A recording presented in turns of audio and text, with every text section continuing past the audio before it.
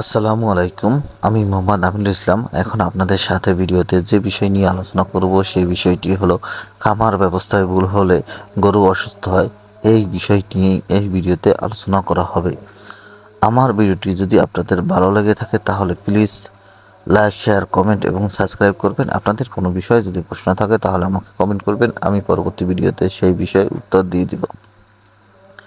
আপনারা যারা খামার করতে আছেন, এই খামার ব্যবস্থায় যদি আপনারা ভুল করে থাকেন তাহলেই আপনার খামারের গরু অসুস্থ হয়ে যায়। এজন্য আপনারা সবসময় আপনার খামারের নির্দেশনা অনুযায়ী আপনারা কাজ করবেন। কেননা খামারের সঠিক পরিকল্পনা যদি না করেন তাহলে আপনার খামার সঠিকভাবে থাকবে না, আপনার গরু অসুস্থ হবে এবং বারবার ট্রিটমেন্ট করতে হবে বা আপনার গরুর খামারে লস হতে পারে। গরুর সবচেয়ে বড় ভুল হচ্ছে আপনার গরু যখন খামার করবেন আপনার গরুটিকে ভ্যাকসিনের আওতায় না আনা। আপনি যদি আপনার খামারের গরুকে যদি ভ্যাকসিনের আওতায় আনতে পারেন তাহলে আপনার কস্টিং খরচ খুবই কমে যায়। কেননা যদি ভ্যাকসিন সব কয়টা দেওয়া থাকে তাহলে আপনার খামারে কোনো প্রকার অসুখ হয় না। অনেক সময় দেখা যায় অনেকেই গরুকে ইউরিয়া খাওয়ায়। এই ইউরিয়া খাওয়ানোর কারণে অনেক সময় দেখা যায় যে হলস্টাইন ফ্রিজিয়ানগুলো ঠান্ডা লাগলে বা কোনো প্রকার বিষক্রিয়া হলে অল্পের মধ্যেই অসুস্থ হয়ে যায়। তাই আপনারা যারা গরুর খামার করতে চাচ্ছেন এবং গরুর খামারে ইউরিয়া বেশি দিচ্ছেন, এই ইউরিয়ার কারণে যদি ইউরিয়া নাইট্রেট বিষক্রিয়া হয়ে যায় তখন আপনার গরুটিকে টিকিয়ে রাখা খুব কষ্ট হয়ে যায়।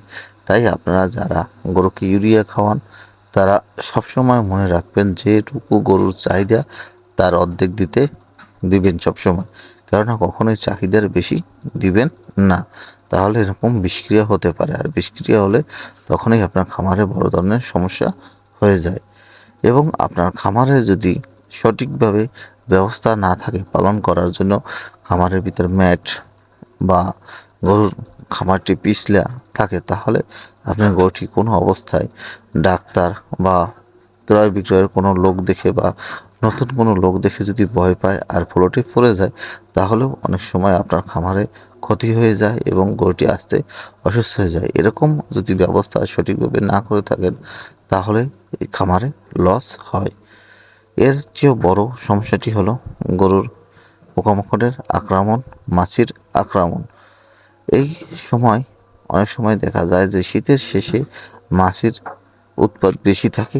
এই সময় যদি আপনি গরুটিকে মশারির মধ্যে না রাখতে পারেন বা বেশি পরিমাণ ঔষধ দিয়ে বা বিভিন্ন কেমিক্যাল দিয়ে যদি আপনি মাছি দাবাতে চান তাহলে দেখা যাবে অনেক সময় যে মাছির ঔষধ স্প্রে করতে গিয়ে, যেমন ফিনিশ রয়েছে, এইটা স্প্রে করতে গিয়ে গরুর গায়ে লাগে আর সেখান থেকে পশম উঠে যায়। অনেক সময় আপনার খামারে যারা গরু মোটা তাজা করার জন্য গরু পালেন, এই গরুর কালার নষ্ট হয়ে যায় বা অনেক সময় সেখানে পশম না থাকলে দেখতে ভালো দেখায় না।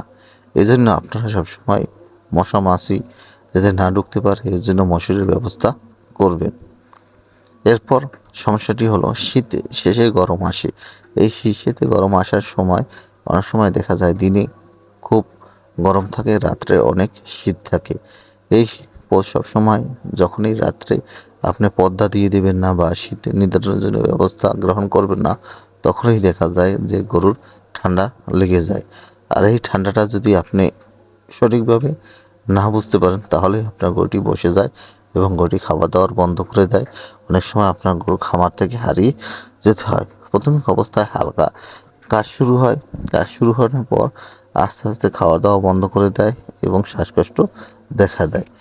এবছর এই শীতের শেষে এবং গরম পড়ার আগখানে প্রায় গরুরই এই সমস্যাটি হয়েছে। আর এই সমস্যাটি হয় দুইটি কারণে, একটি হলো ঠান্ডার কারণে, একটি হলো মশা মাছির কামড়ের কারণে। এই ভিডিওতে যে গরুটি দেখতে পাচ্ছেন এই গরুটি ঠান্ডার কারণে হয়েছে, যা নিউমোনিয়া আক্রমণ করেছে। খামারি ভাই সঠিকভাবে বুঝতে পারে নাই যে রাতের ঠান্ডাটায় এরকম হয়ে যাবে। সে উদ্লা রেখেছিল, কোনো প্রকার শীত নির্ধারণের ব্যবস্থা গ্রহণ করেনি, তার জন্য এই সমস্যাটি হয়েছে। আপনারা আপনার খামারে যদি গরু পালন করেন মোটা তাজা করার জন্য, শাহিওয়াল সবসময় শীত বেশি সহ্য করতে পারে এবং ফ্রিজিয়ানের চেয়ে কম শীত সহ্য করতে পারে। তাই আপনারা সবসময় মনে রাখবেন যে ফ্রিজিয়ান এবং শাহিওয়াল একসাথে পাললে একই রকমের তাপমাত্রা সহ্য করার মতন নাই। ফ্রিজিয়ানটি অতিরিক্ত গরম সহ্য করতে পারবে না, সমস্যা শুরু হয়ে যাবে। আবার শাহিওয়ালটি অতিরিক্ত ঠান্ডা সহ্য করতে পারবে না, তখন সমস্যা শুরু হয়ে যায়। এভাবে যদি আপনারা খামার বুঝে শুনে ব্যবস্থাপনা সঠিকভাবে করতে পারেন, তাহলে আপনার খামার থেকে লাভবান হবে।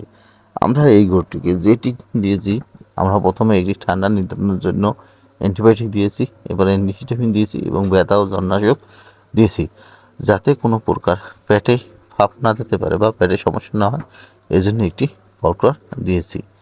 3 থেকে 5 দিন ট্রিটমেন্ট চালালেই গরুটি সুস্থ হয়ে গেছে।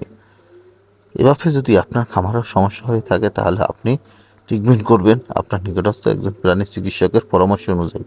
কেননা আপনার খামারের গরুটি যদি সঠিকভাবে ট্রিটমেন্ট না করতে পারেন, তাহলে আপনার খামার থেকে লস হওয়ার সম্ভাবনা বেশি হয় এবং খামারের গরুটি হারাতেও হতে পারে।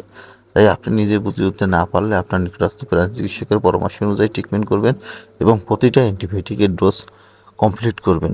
কেননা ডোজ কমপ্লিট না করলে পরবর্তীতে রেজিস্টার হয়ে যায় এবং ওই রোগের জন্য ওই অ্যান্টিবায়োটিক ব্যবহার করলে বা অন্য রোগের জন্য অ্যান্টিবায়োটিক ব্যবহার করলে অ্যান্টিবায়োটিক ধরে না। তাই আপনি অ্যান্টিবায়োটিকের কোর্স কমপ্লিট করবেন।